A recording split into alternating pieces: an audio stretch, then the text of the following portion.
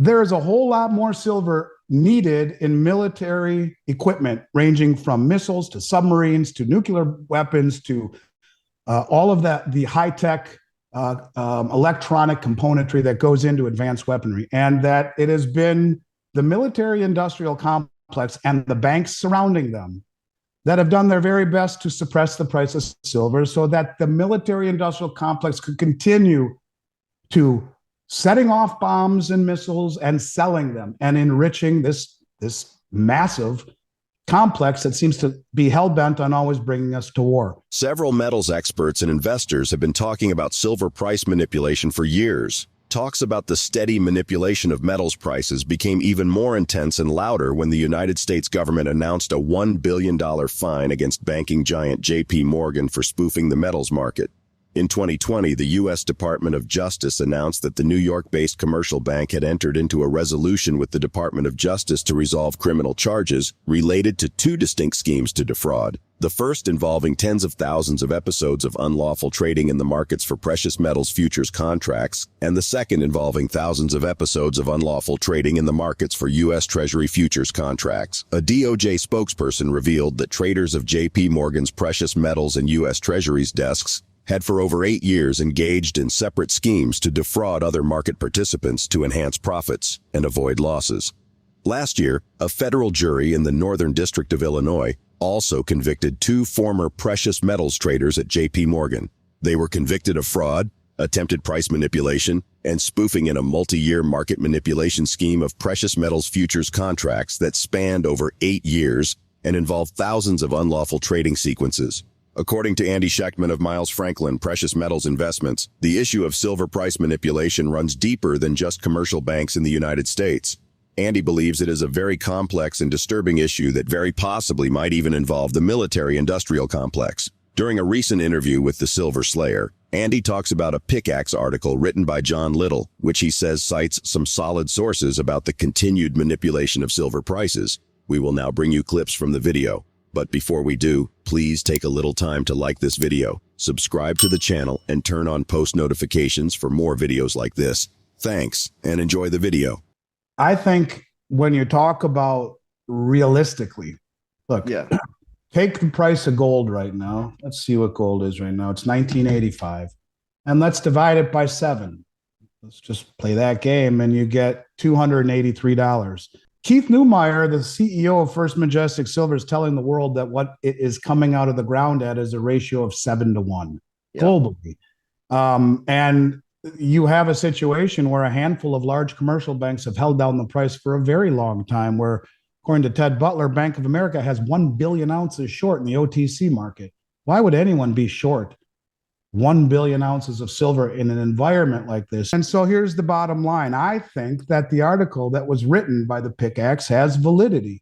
I think when you try and ask yourself, why the hell would silver be held down and maintain a massive concentrated short position? And mind you, I didn't write this article. I think it was very, very well researched, and I think it was very articulate. I can't speak to the legitimacy of it all, but basically what he said was that there is a whole lot more silver needed in military equipment, ranging from missiles to submarines to nuclear weapons to all of that, the high-tech electronic componentry that goes into advanced weaponry, and that it has been the military-industrial complex and the banks surrounding them that have done their very best to suppress the price of silver so that the military-industrial complex could continue to setting off bombs and missiles and selling them and enriching this massive complex that seems to be hell-bent on always bringing us to war. I couldn't understand why these banks would hold down the price of silver, but it sure makes a hell of a lot of sense.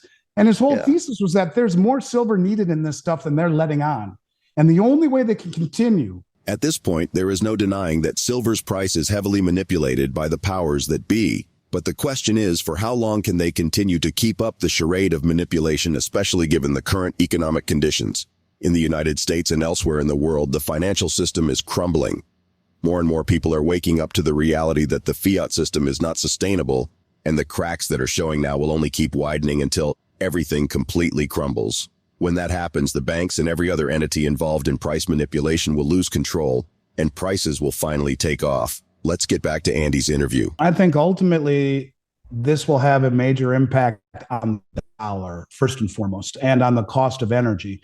But when you talk about the value of, let's talk about gold for 1 second. And because unfortunately, I should have really figured it out in silver, but in gold, just last week, it reached all-time highs in the second and third largest economies in the world, in China and Japan.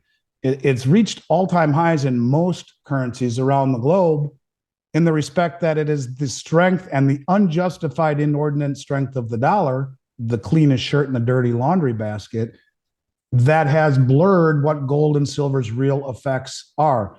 Now, since day one, you and I have talked a lot about my idea of the BRICS and what happens when the dollar loses its sole settlement status for oil, the deal we struck with the Saudi kingdom in 1974. Well, we're going to protect you, and for that, you'll value oil in dollars and take the proceeds of those dollar sales or the oil sales and put them into treasuries, recycle them, make a return.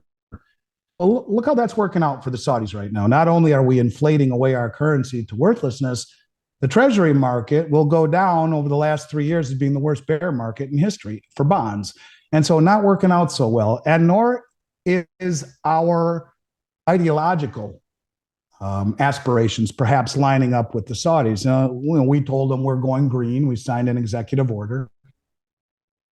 Prior to that, we weaponized the dollar, made everyone think, hey, maybe we're next. This is the rallying cry, the coalition, if you will, of safety in numbers.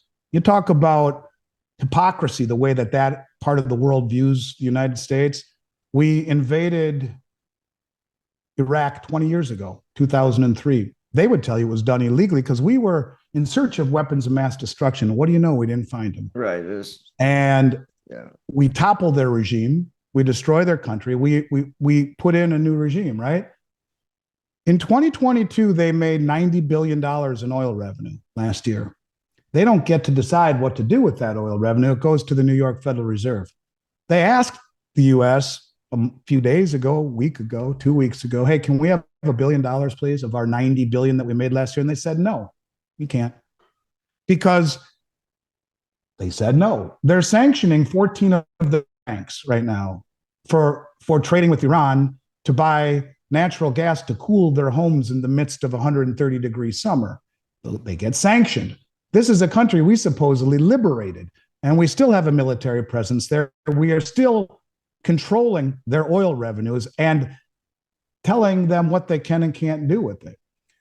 This is the coercion and the hypocrisy that the world is pushing back against. This is the hegemony that the world is pushing back against. And when you look at a situation where the interests of the Arab nations are not aligned with the West, when you look at BRICS controlling roughly 80% of the world's oil, with Iran, Saudi Arabia, United Arab Emirates, Russia, this is a problem. And when you talk about the fact that what has made the dollar the world reserve currency is indeed the protection of the Saudi kingdom, who has signed an agreement with Russia to protect them the day after we left Afghanistan in an embarrassing fashion, who has joined the BRICS, who is on the Belt Road with the other OPEC countries, all of them on the Belt Road Initiative, which in and of itself is 75% of human population, who joined the Shanghai Cooperation Organization, along with Iran, joining BRICS and the Shanghai Cooperation Organization.